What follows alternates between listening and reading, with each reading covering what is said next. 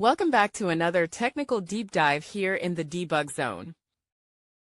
Today we're tackling a big question and breaking it down with insights from other users. Hopefully this clears up some misconceptions and helps you get the answer you need. So buckle up, stay a little curious, and let's jump right in.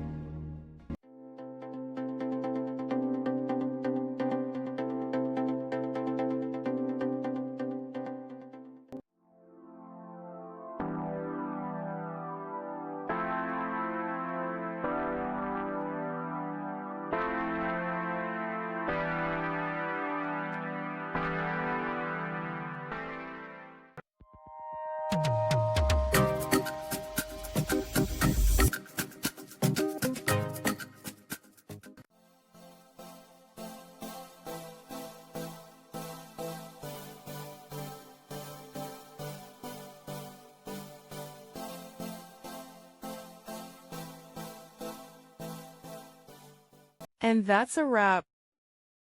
I hope you found the answer you were looking for. If you did, take a second to hit that subscribe button. It really helps out. And let me know in the comments which solution worked best for you. See you next time in the debug zone.